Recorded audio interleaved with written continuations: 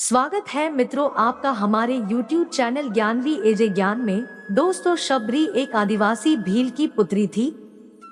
दिखने में बहुत ही साधारण और दिल से बहुत कोमल थी। शबरी का जन्म फाल्गुन माह के कृष्ण पक्ष की दूज के दिन हुआ था। इनके पिता ने इनका विवाह निश्चित किया, लेकिन आदिवासियों की एक प्रथा थी, किसी भी अच्छे कार्य करने से पहले निर्दोष जानवरों की बलि दी जाती थी। इसी प्रथा को पूरा करने के लिए शबरी के पिता विवाह के एक दिन पूर्व 100 भेड़ बकरियां लेकर आए। तब शबरी ने पिता से पूछा, पिताजी इतनी सारी भेड़ बकरियां क्यों लाए हो? तब पिता ने कहा, शरी, यह एक प्रथा है जिसके अनुसार कल प्रातःकाल तुम्हारी विवाह की विधि शुरू करने से पूर्व इन सभी भेड़ बकरियों की बलि दी जाएगी। इतना कहकर उसके पिता वहां से चले जाते हैं। प्रथा के बारे में सुनकर शबरी को बहुत दुख होता है।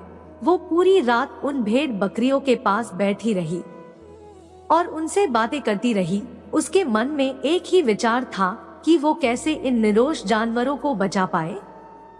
तभी एकाएक शबरी के मन में ख्याल आता है और वो भोर होने से पूर्व ही अपने घर से भागकर जंगल चली गई, जिससे वो उन निर्दोष जानवरों को बचा सके। शरी भलीभांति जानती थी, अगर एक बार वो इस तरह से घर से जाएगी तो कभी उसे घर वापस आने का मौका नहीं मिलेगा।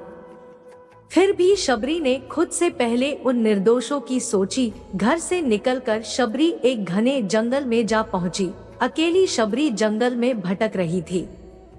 तब उसने शिक्षा प्राप्ति के उद्देश्य से कई गुरुवरों के आश्रम में दस्तक दी, लेकिन शरी तुच्छ जाति की थी, इसलिए उसे सभी ने धुतकार के निकाल दिया।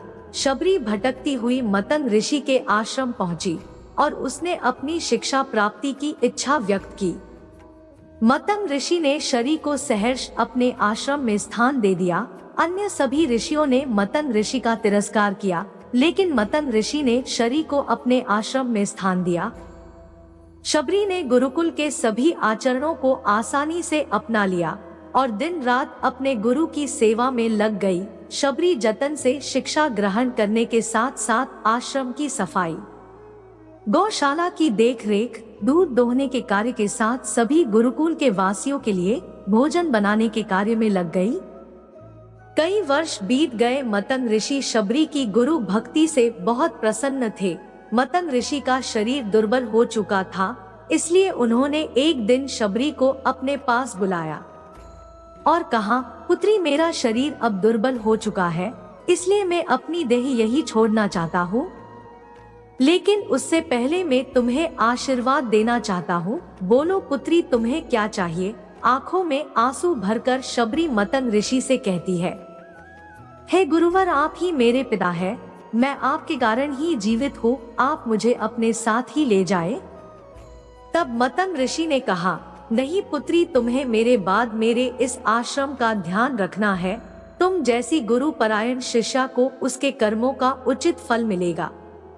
एक दिन भगवान राम तुमसे मिलने यहाँ आएंगे और उस दिन तुम्हारा उद्धार होगा और तुम्हें मोक्ष की प्राप्ति होगी। इतना कहकर मतंग ऋषि अपनी देह त्याग कर समाधि ले लेते हैं। उसी दिन से शबरी हर रोज प्रातः उठकर बाग जाती है, ढेर सारे फल इकट्ठा करती, सुंदर सुंदर फूलों से अपना आश्रम सजाती। क्योंकि उसे भगवान राम के आने का कोई निश्चित दिन पता नहीं था, उसे केवल अपने गुरुवर की बात पर यकीन था, इसलिए वो रोज राम के इंतजार में समय बिता रही थी। वो रोजाना यही कार्य करती थी। एक दिन शबरी आश्रम के पास के तालाब में जल लेने गई। वहीं पास में एक ऋषि तपस्या में लीन थे। जब उन्होंने शरी को जल लेते देखा तो उसे अछूत कहकर उस पर एक पत्थर फेंक कर मारा और उसकी चोट से बहते रक्त की एक बूंद से तालाब का सारा पानी रक्त में बदल गया। यह देखकर संत शबरी को बुरा भला और पापी कहकर चिल्लाने लगा। शबरी रोती हुई अपने आश्रम में चली गई। उसके जाने के बाद ऋषि फिर से तप करने लगे। उसने बहुत से जतन किए, लेकिन वो तालाब में भरे रक्त को जल नहीं बना पाया। उसमें गंगा, यमुना, सभी पवित्र नदियों का जल डाला गया, लेकिन रक्त जल में नहीं बदला। कई वर्षों बाद जब भगवान राम सिया हरण के बाद उनकी खोज में वहां आए तब वहाँ के लोगों ने भगवान राम को बुलाया और आग्रह किया कि वे अपने चरणों के स्पर्श से इस तालाब के रक्त को पुनः जल में बदल दे। राम उनकी बात सुनकर तालाब के रक्त को चरणों से स्पर्श करते हैं, लेकिन कुछ नहीं होता है। ऋषि उन्हें जो जो करने को बोलते हैं वे सभी करते हैं, लेकिन रक्त जल में नहीं बदला। तब राम ऋषि से पूछते हैं, हे ऋषिवर, मुझे इस तालाब का इतिहास बताए। तब ऋषि उन्हें शबरी और तालाब की पूरी कथा बताते हैं और कहते हैं, हे भगवान, यह जल उसी शुद्र शरीर के कारण अपवित्र हुआ है। तब भगवान राम ने दुखी होकर कहा, हे गुरुवर, यह रक्त उस देवी शबरी का नहीं, मेरे हृदय का है, जिसे तुमने अपने अपशब्दों से घायल किया। भगवान राम ऋषि से आग्रह करते हैं कि मुझे देवी शरी से मिलना है। तब शरी को बुलावा भेजा जाया है। राम का नाम सुनते ही शबरी दौड़ी चली आती है।